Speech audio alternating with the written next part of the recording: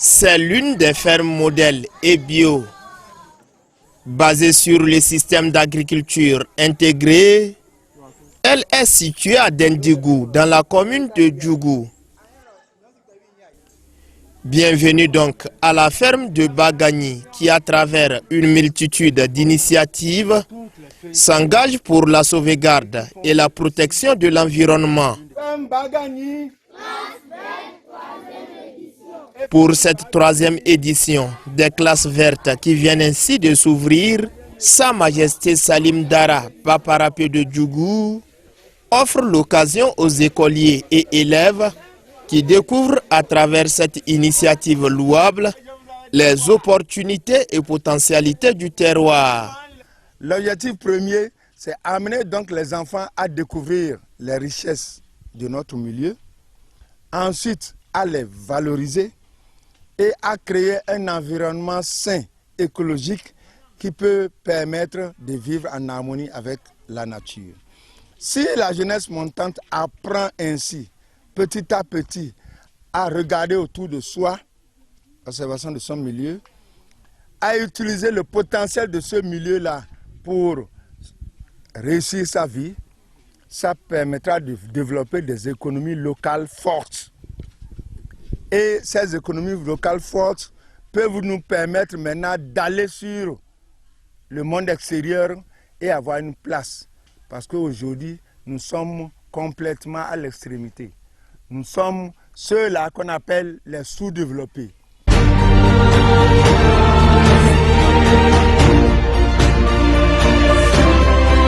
L'objectif est donc noble.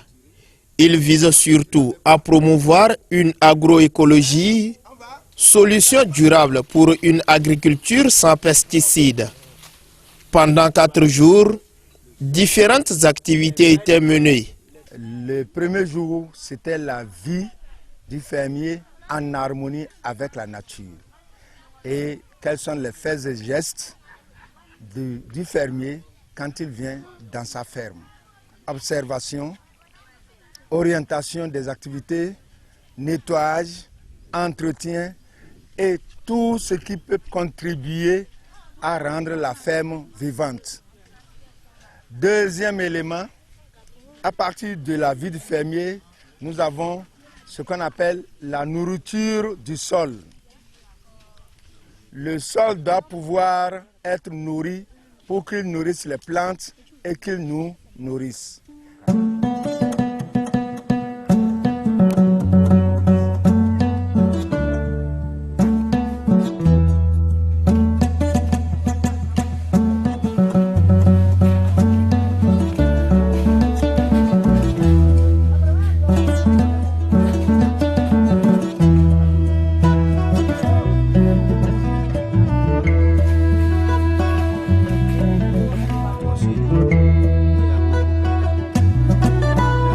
La fertilité et la viabilité des sols passent inéluctablement par leur préservation.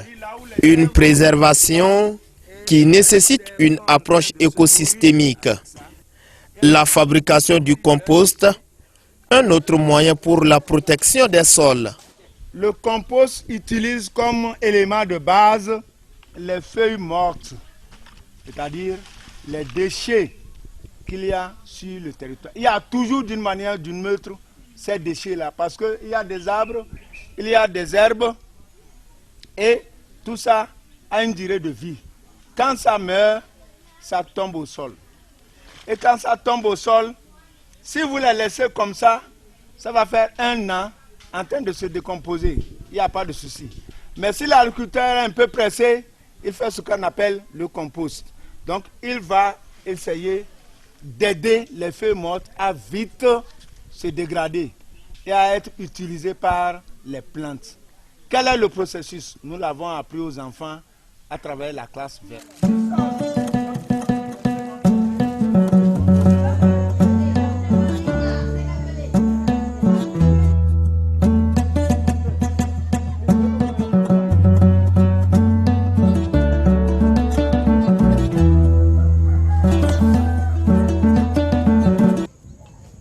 Les associations de culture se remarquent aussi dans cette ferme.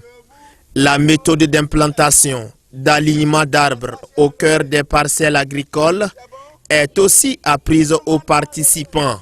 C'est l'agroforesterie qui fait appel à au moins 3 principes clés. Premièrement, il y a l'assolement et la rotation. C'est un principe de l'agriculture écologique. Deuxièmement, il y a forcément les plants d'arbres qui sont mis dans les allées. Et ces plants d'arbres-là permettent de servir de brise-vent à tout ce qu'il y a comme culture.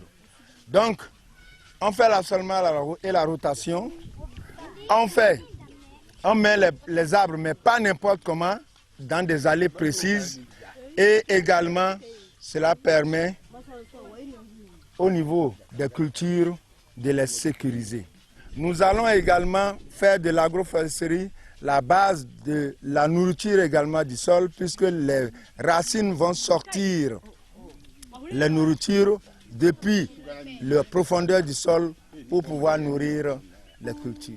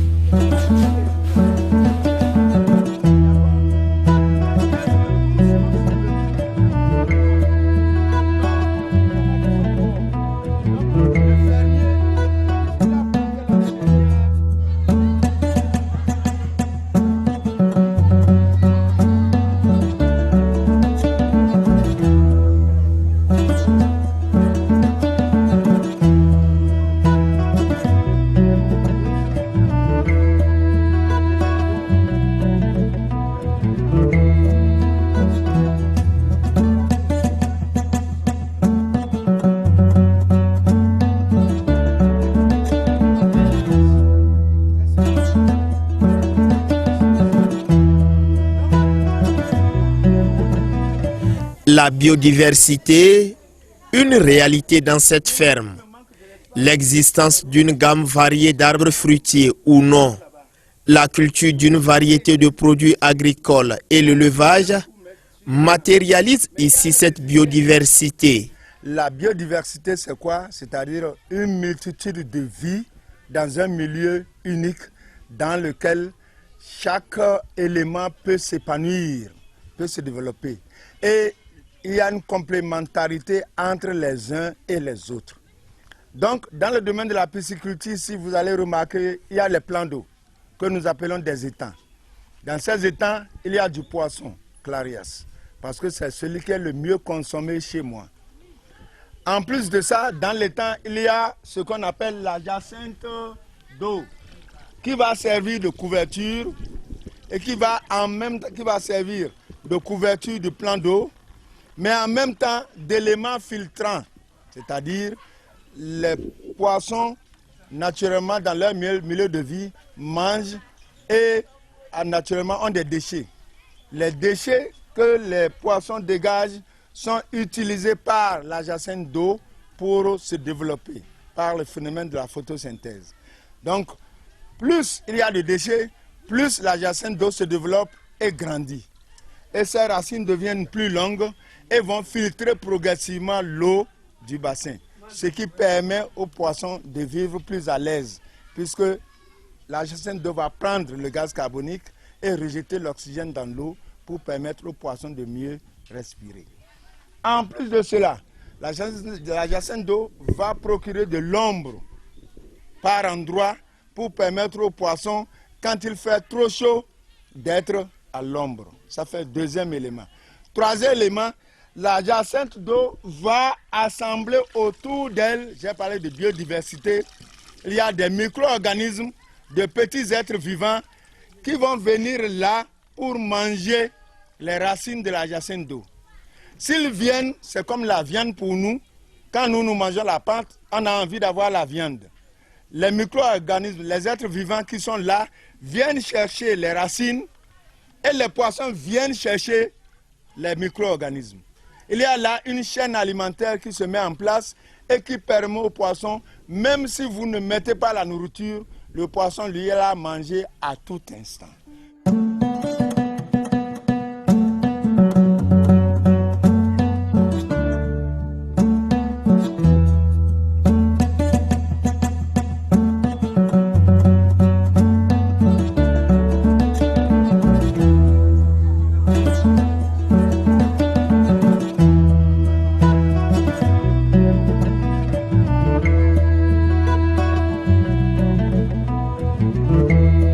travers son initiative, Sa Majesté Baparapé entend également développer des économies locales pour répondre aux besoins quotidiens de l'homme. La finalité de tout ça, comme je l'ai dit là, c'est satisfaire les besoins au quotidien de l'individu qui travaille.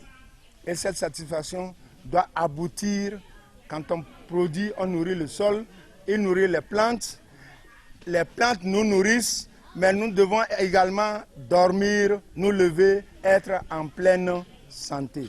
Mais pour le faire, nous produisons. Nous ne devons pas laisser nos produits que nous avons réalisés sur notre terrain et aller manger, excusez-moi le terme, le blé de l'Ukraine. C'est vraiment triste et nous dénonçons cela. Et on ne peut pas être en train de manger sur nos tables tout le temps du pain, du macaroni, des croissants, etc.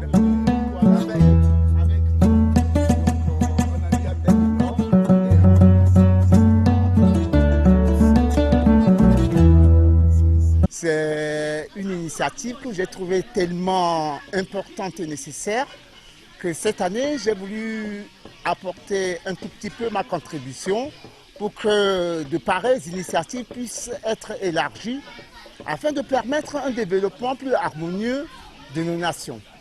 Je tiens d'abord à féliciter Sa Majesté pour avoir entrepris de pareilles classes qui pourront permettre à l'enfant non pas seulement de se bourrer la tête, mais de toucher du doigt et des plantes et comment ça se passe l'agriculture.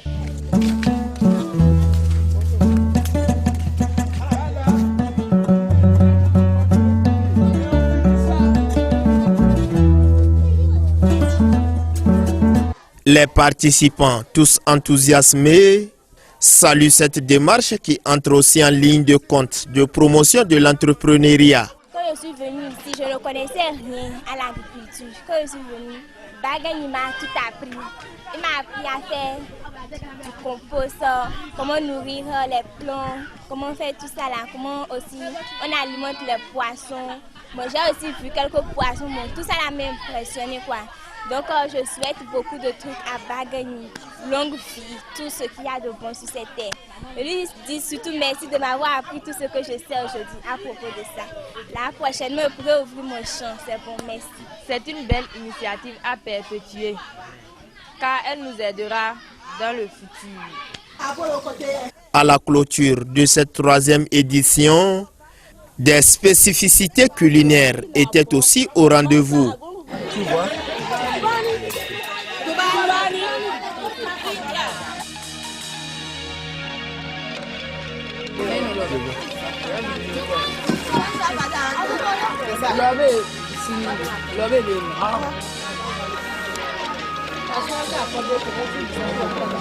Des mets locaux préparés à base des produits bio issus de cette ferme sont dégustés par tous les participants.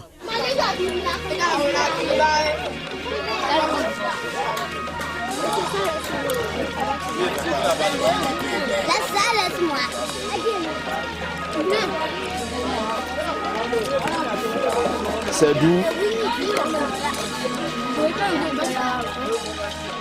Cette initiative citoyenne est de stimuler la consommation des produits locaux pour se maintenir toujours en forme.